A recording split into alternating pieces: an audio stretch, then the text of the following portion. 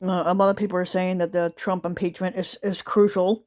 And how does a country recover from 4 years of what they call virulent acrimony, the urgent need to heal America's divisions and to end this uncivil war?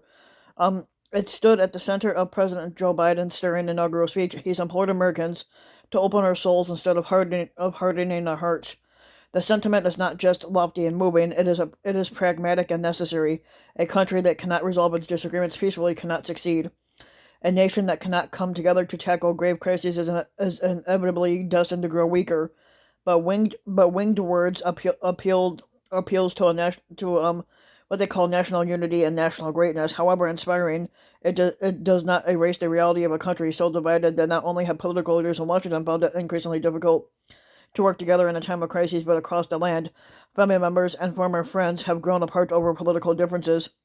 And now a country with more urgent problems than it has what they call front burners, is about to live through yet another jaw clenching experience, with the House of Representatives formally delivering to the Senate the article of impeachment against former squatter Donald Trump on Monday evening. The clock starts ticking toward a February 8th or possibly 9th trial that's sure to raise the temperature that only just started coming down after Trump, the chief stoker of flames, at last exited the stage. All the while, new information about Trump's efforts to overturn the election continue to emerge.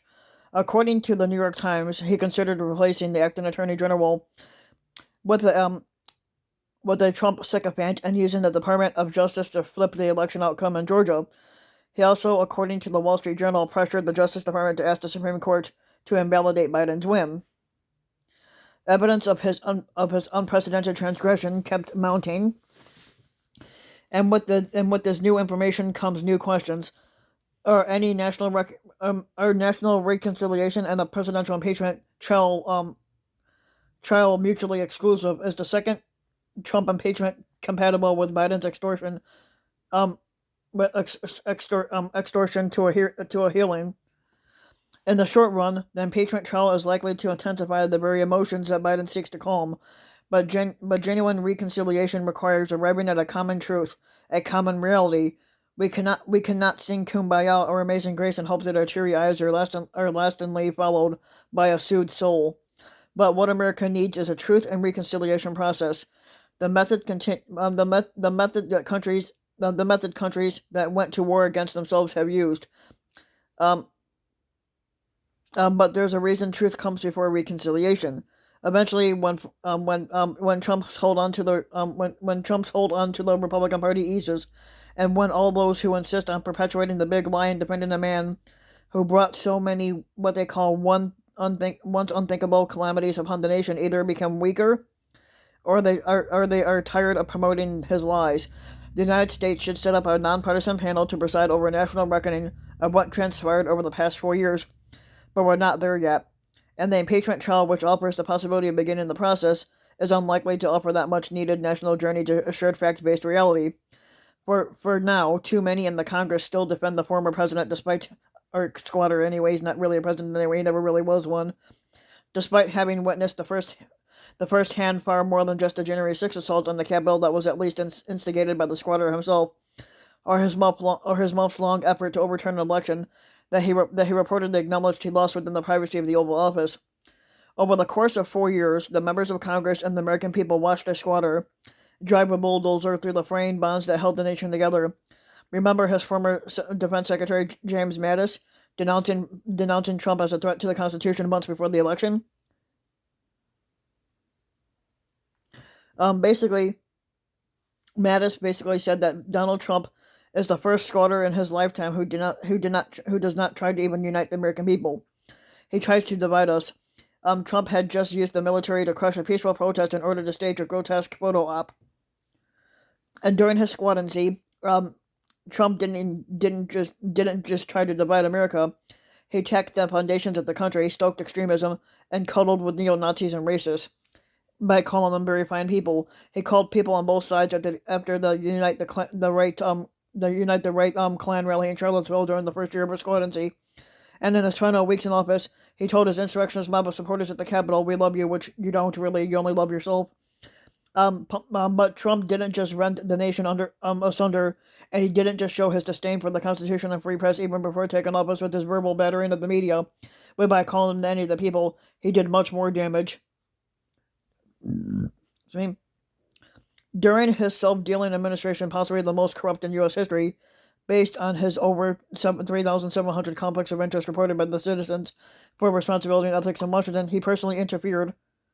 Um, He personally interfered not only with the independence of the judiciary, but with the efforts to save lives during a global pandemic. Um, Trump's bizarre, what they call combination of interference and negligence prevented the country from mounting an effective defense against the pandemic, resulting in a death toll that will likely soon top 500,000 Americans, which is far more than they've died during World War II. But we don't know how many of them would be alive if Trump had behaved differently, or if anyone else had been president. But probably many of the deaths would have not occurred without Trump's negligence.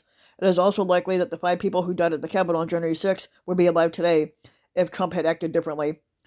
There are only some of the These are only some of the facts that Americans will eventually come to accept about his deadly, poisonous squadency.